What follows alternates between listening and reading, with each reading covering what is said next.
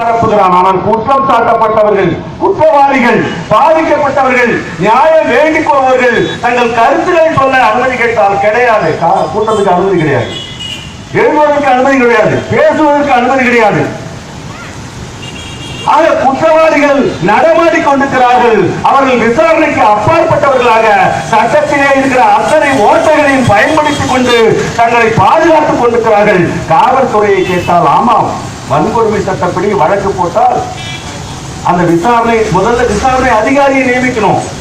அந்த விசாரணை அதிகாரி இது வன்கொடுமை சட்டத்தில் பொருந்துமா என்று கண்டுபிடிக்கணும். அதுல பல ப்ராசஸ் இருக்கிறது. அந்த ப்ராசஸ் எல்லாம் முடிச்சுதான் நடவடிக்கை போக முடியும்.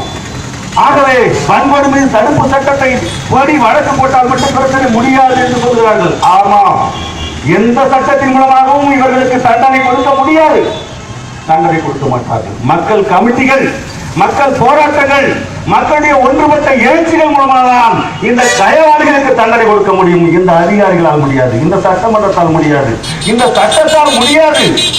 இந்த சட்டத்தை அவர்கள் காலிலே தூசாக கருதுகிறார்கள்.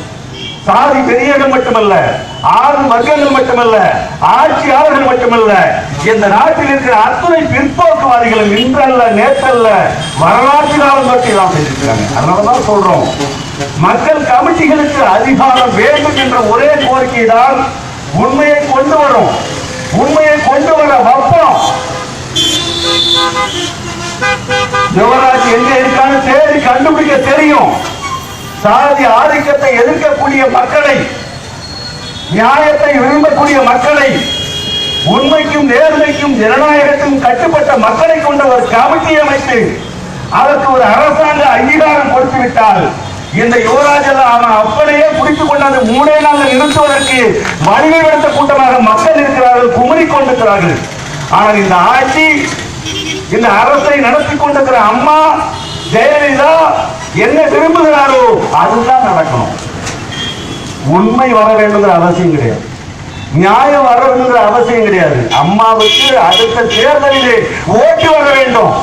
கொங்கு வேளாளர் சாதி அனைவரும் சாதி ரீதியாக மத ரீதியாக பற்று கொண்டு வேண்டால் அவர்களை அந்த உணர்விலேயே, அந்த சாதி எண்ணத்திலேயே அப்படியே பணம் கொடுத்து ஆதரித்து அம்மாவுக்கு வாக்களிக்க வைக்க வேண்டுமானால் எத்தனை குறைகளும் பண்ணுங்கடா, பண்ணிட்டே இருங்க, என்ன கண்டுபிடிச்சு பண்ணுங்க, அம்மா பார்த்துக்குவாங்க என்பதுதான் இன்றைக்கு அம்மாவின் ஆட்சி. அம்மாவே ஆட்சிக்கு வந்து விட்டால் பிள்ளைகள் வாழ முடியல, பிள்ளைகள் வாழவே முடியல.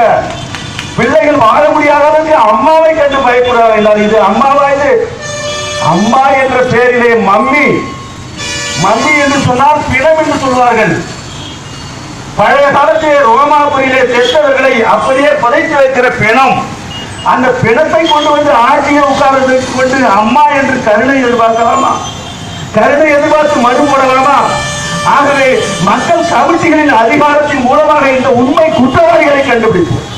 எங்களுக்கு தேவை இந்த நாட்டுடைய அங்கீகாரம், மக்களுடைய அங்கீகாரம். சகாயம் என்ற ஒரு அதிகாரி, ஒரு IAS கலெக்டர் PR பழனிசாமியுடைய ஊழல் முறைகேடுகள் மட்டுமல்ல, இந்த நாட்டில் இருக்கிற அத்தனை அரசியல் கட்சியுடைய தலைவருடைய முறைகேடுகளையும் எதிர்த்து விசாரித்து உண்மையை கொண்டு வந்துருவது எல்லாரும் நம்பி இருந்தா முடிஞ்சு போயிட்டு. சகாயமே ஒரு நாள் ராத்திரி தனியா உட்கார்ந்துட்டு அங்கேயே தூங்குறாரு, பணத்தோட பணமா. ஏன்னா எல்லா போலீஸ்காரங்க போயிட்டா, நாங்க இனிமே நிறுத்தி போயிட்டு நாங்க தோண்ட மாட்டோம்.